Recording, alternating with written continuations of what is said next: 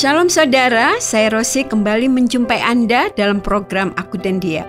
Selama 15 menit ke depan, saya mau mengajak Anda untuk membahas bagaimana hidup menjadi seperti Yesus.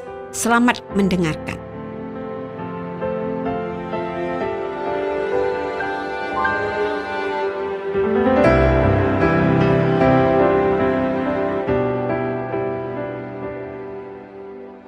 Aku sudah lama tidak mengunjungi kampung halaman suamiku. Dahulu waktu kami masih tinggal di kota yang dekat tempat itu, kami lebih sering datang ke sana. Bahkan hampir di setiap liburan sekolah, kalau suamiku tidak ada tugas yang tidak bisa ditinggalkan, kami akan berusaha untuk pergi ke kampung halaman suamiku itu bersama dengan anak-anak. Tujuannya tentu saja untuk berlibur dan sekaligus mengunjungi keluarga besar suamiku di sana, sekalian mempererat tali persaudaraan dengan mereka semua. Namun setelah kami pindah ke kota yang jaraknya agak jauh dari kampung halaman suamiku itu, kami menjadi lebih jarang datang ke sana. Karena kalau di kota sebelumnya kami hanya butuh sekitar 6 jam untuk sampai ke sana, setelah pindah ke kota yang baru, memerlukan waktu lebih dari 24 jam untuk menempuh perjalanan itu.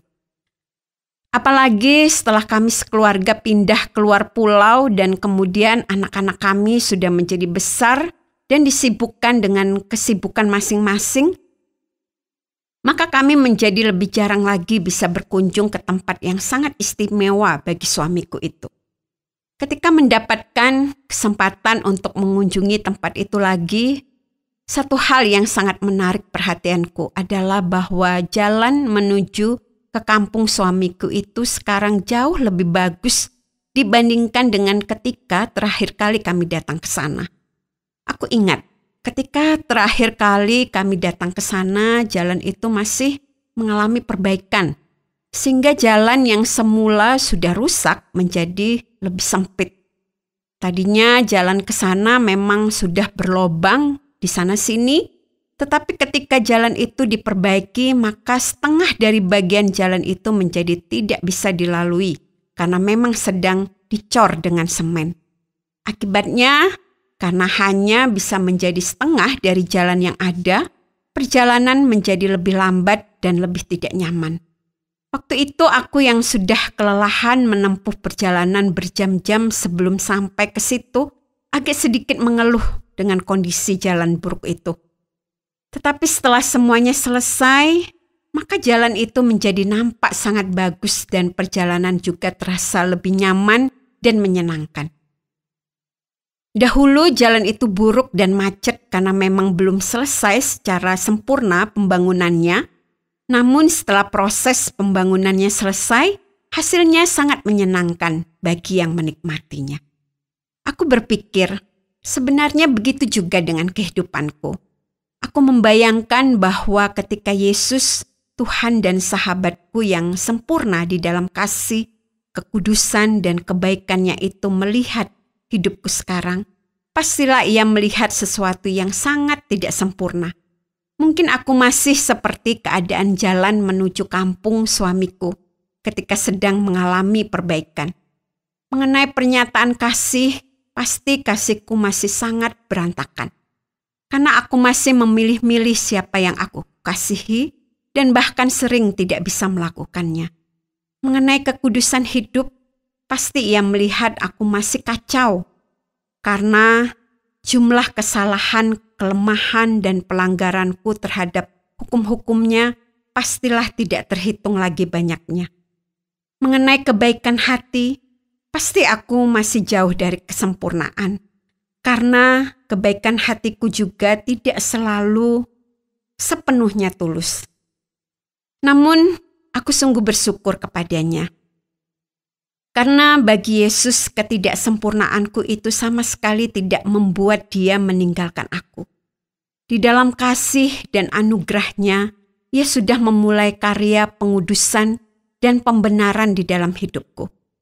Dan memang hanya oleh anugerahnya semata aku bisa memulai proses hidup yang demikian.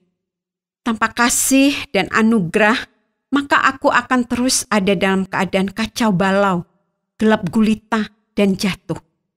Namun, ia memulai karya pembenaran dan pengudusannya itu, sehingga aku bisa memulai proses pertumbuhanku dari titik itu. Di dalam kemahatauannya, Yesus Tuhan dan sahabat yang setia itu memahami bahwa hidupku masih merupakan sebuah proses. Dan bukan hanya itu, ketika aku mau menjadi serupa dengan gambarannya, ia memberikan kekuatan kepadaku untuk meniru teladan yang diberikannya kepadaku di dalam firman Allah. Aku ingat salah seorang yang dipilih oleh Allah untuk menjadi tokoh rohani yang sangat istimewa, yaitu Paulus. Ketika membaca surat-surat yang dituliskannya kepada jemaat dan juga melihat perjalanan kehidupannya, aku membayangkan betapa luar biasanya pribadi ini. Akan tetapi, bahkan Paulus juga mengakui bahwa kehidupannya juga sama dengan kehidupanku. Bahwa kehidupannya juga masih merupakan sebuah proses ketika dihubungkan dengan menjadi serupa dengan Kristus. Ia menuliskan di dalam Filipi 3 ayat 10 sampai ayatnya yang ke-12. Yang kukendaki ialah mengenal Dia dan kuasa kebangkitannya dan persekutuan dalam penderitaannya, di mana aku menjadi serupa dengan Dia dalam kematiannya, supaya aku akhirnya beroleh kebangkitan dari antara orang mati. Bukan seolah-olah aku telah memperoleh hal itu atau telah sempurna, melainkan aku mengejarnya kalau aku dapat juga menangkapnya, karena aku pun telah ditangkap oleh Yesus Kristus. Namun demikian, Paulus juga dengan berani menyatakan bahwa ia sudah mulai proses dengan baik. Ia sudah mengejar ke arah yang benar untuk menjadi serupa dengan Kristus. Ia juga pernah menulis di dalam 1 Korintus ayatnya yang ke-11, "Hendaklah kamu menurut teladanku, seperti aku pun menurut teladan Kristus." Di satu sisi, Paulus mengajak jemaat untuk mengikuti teladannya, karena ia yakin bahwa ia sedang mengikuti teladan Kristus. Tetapi di sisi lain, Paulus juga mengakui bahwa kehidupannya merupakan sebuah proses untuk semakin hari semakin diperbarui dan semakin menjadi serupa dengan gambaran Kristus yang menjadi teladannya.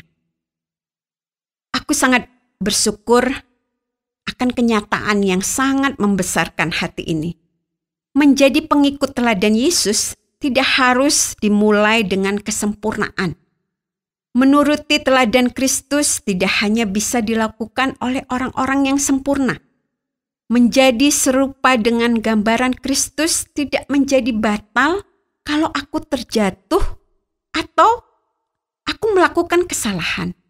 Aku bisa tetap berada dalam jalur mengikuti teladan Kristus dan menjadi serupa dengan gambaran Yesus Kristus, bahkan ketika aku masih menjadi manusia biasa yang tidak sempurna dalam mengikuti kehendak-Nya. Aku juga sangat bersyukur karena aku bisa tetap yakin bahwa aku sedang ada di dalam jalur itu ketika aku masih tetap berada dalam proses mengejar pengenalan akan Yesus dan menetapkan hatiku untuk mengikuti tuntunan Roh Kudus dalam menjalani kehidupanku. Aku melihat ada 2 hal yang meyakinkan aku akan hal itu. Yang pertama adalah karena Kristus sendiri yang memulai kehidupan imanku dan Ia juga yang akan menyempurnakan. Ketika aku memutuskan untuk menjadi percaya, saat itu Ia yang mengubah arah kehidupanku dari yang semula mau menjadi pengikut teladan dunia, menjadi pengikut teladannya. Saat itulah ia memulai proses untuk membuat aku menjadi serupa dengan gambarannya sebagai anak Allah. Dan yang kedua adalah karena Kristus juga yang menguatkan aku untuk bangkit dari kejatuhan dan kelemahanku. Karena ia tahu bahwa aku tidak mungkin memiliki kekuatan untuk menang atas desakan dan godaan dosa. Ia mengutus Roh Kudus-Nya untuk menguatkan aku. Meski dalam kedagingan aku terjatuh, tetapi Roh Kudus yang membuat aku bangkit kembali. Dan Ia yang menguatkan aku untuk kembali menjalani perjalanan kehidupan yang membawa aku semakin mendekat kepada Kristus. Artinya, aku boleh saja lemah dan tidak selalu kuat. Aku bisa saja melakukan kesalahan dan tidak selalu bisa melakukan apa yang benar. Aku bisa saja melakukan pelanggaran terhadap hukum Allah dan tidak bisa selalu ada dalam kekudusan. Dan aku bisa saja melakukan dosa dan tidak bisa selalu suci. Namun, selama aku masih mau mendengarkan suara Roh Kudus di dalam hatiku untuk membawa aku kembali kepada kebenaran, maka aku tetap akan kembali kepada arah menjadi serupa dengan gambaran Yesus. Aku sangat bersyukur bahwa Yesus memahami proses ini. Dan Ia menerimaku bahkan ketika aku masih bergumul di dalamnya. Aku hanya perlu terus memastikan bahwa aku mau tunduk kepada suara Roh Kudus yang mau membawaku kembali kepada kehidupan yang dekat dengan kehendak Kristus.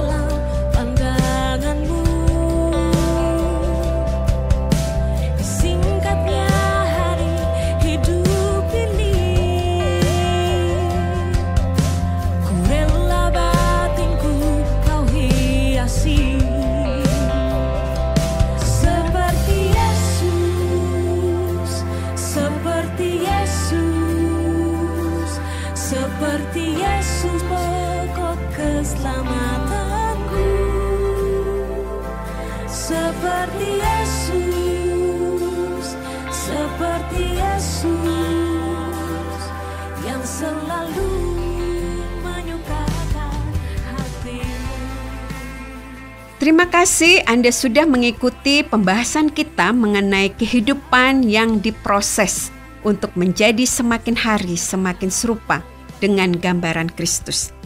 Dalam kemanusiaan, itulah kenyataan yang harus kita alami, bahwa kita tetap memiliki kelemahan dan kekurangan. Namun, Yesus juga yang memberikan kepada kita penolong untuk membawa kita terus mendekat kepadanya. Kalau Anda ingin memahami lebih banyak tentang bagaimana seharusnya kita menjalani proses itu bersama dengan Yesus, atau Anda ingin mengetahui lebih banyak tentang pribadi Yesus, kami siap untuk menjelaskannya lebih lanjut kepada Anda. Atau kalau Anda ingin didoakan, silakan Anda menyampaikannya kepada kami dan kami akan dengan senang hati mendoakan Anda. Anda dapat menghubungi kami lewat SMS atau WhatsApp ke nomor 081333777386. Sampai jumpa, Tuhan Yesus memberkati.